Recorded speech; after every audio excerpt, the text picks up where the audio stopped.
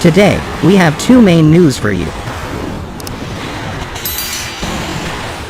The General Staff of Ukraine's Armed Forces has posted a new video on Facebook, showing Ukrainian gunners of the 59th Separate Motorized Infantry Brigade named after Yakov Hanswick destroyed military equipment of the Russian troops in the south of Ukraine.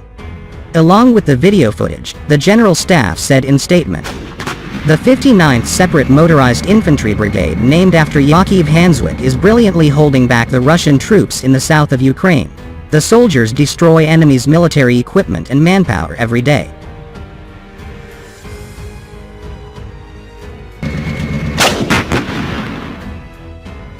The Russian military continues to suffer serious casualties in Ukraine, amounting to an average of 200 troops killed and between 400 to 600 wounded every day.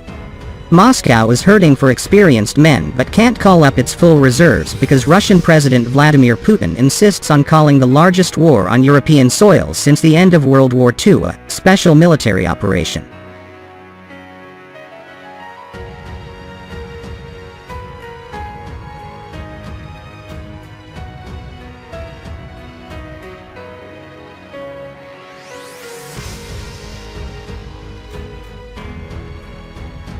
The Ukrainian Ministry of Defense claimed that as of Tuesday, Ukrainian forces have killed approximately 36,350 Russian troops, and wounded approximately thrice that number, destroyed 217 fighter, attack, and transport jets, 187 attack and transport helicopters, 1,594 tanks, 806 artillery pieces, 3,772 armored personnel carriers, 247 multiple launch rocket systems, MLRS, 15 boats and cutters, 2,634 vehicles and fuel tanks, 105 anti-aircraft batteries, 660 tactical unmanned aerial systems, 65 special equipment platforms, such as bridging vehicles, and 4 mobile Iskander ballistic missile systems, and 144 cruise missiles shot down by the Ukrainian air defenses.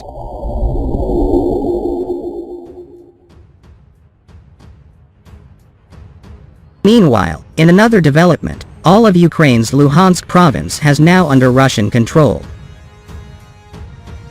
On day 131 of the Russian invasion of Ukraine, the Russian military continues to press on in the Donbas after recent successes. In its daily estimate of the war, the British Ministry of Defense assessed that the Ukrainian withdrawal from Lysychansk was made in order for the Ukrainian forces to have better defensive positions. Ukrainian forces have withdrawn from Lysychansk, likely falling back to prepared defensive positions.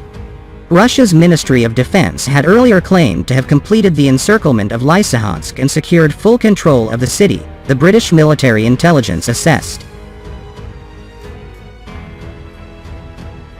In its daily estimate of the war, the British Ministry of Defense focused on the situation in the Donbas and the recent Russian successes there. In just over a week, the Russian military captured Severodonetsk and Lysychansk, the last two major urban centers in the Luhansk province. In a sense, everything began in the Luhansk and neighboring Donetsk provinces, part of which have been under Russian control since 2014. Pro-Russian Ukrainians live in large parts of the two provinces, and when the Russian military invaded and annexed Crimea, they tried to secede. Russia's relatively rapid capture of Lysychansk extends its control across virtually all of the territory of Luhansk Oblast, allowing it to claim substantive progress against the policy objective it presented as the immediate purpose of the war, namely, liberating the Donbas, the British military intelligence assessed.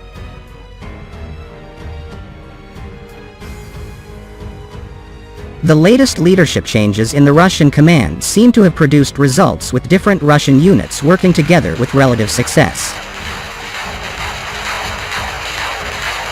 Unlike in previous phases of the war, Russia has probably achieved reasonably effective coordination between at least two groupings of forces, the central grouping likely commanded by General Colonel Alexander Lapin and the southern grouping probably under the recently appointed General Sergei Surovikin.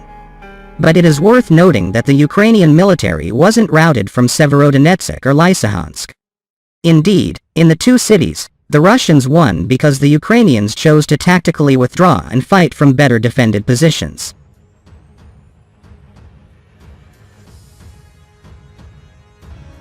After heavy fighting for Lysychansk, the defense forces of Ukraine were forced to withdraw from their occupied positions and lines. In the face of Russian occupation troops' multiple advantage in artillery, aviation, active basefire systems, ammunition and personnel, continuing the city's defense would lead to fatal consequences.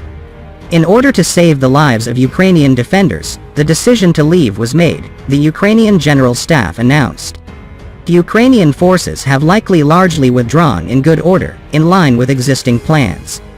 The Ukrainian-held areas of Severodonetsk-Lysychansk consisted of a bulge or salient which Russian could attack from 3 sides.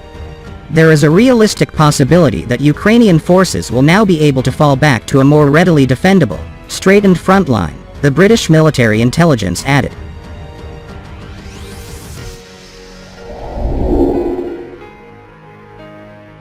However, the Russian military will continue to employ its new tactics in Donetsk as well, given the relative success they have had in Luhansk.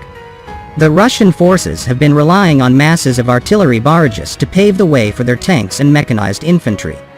Indeed, the recent Russian successes are mainly because Russian artillery pieces have been pounding the Ukrainian positions so hard that the defenders are destroyed or forced back.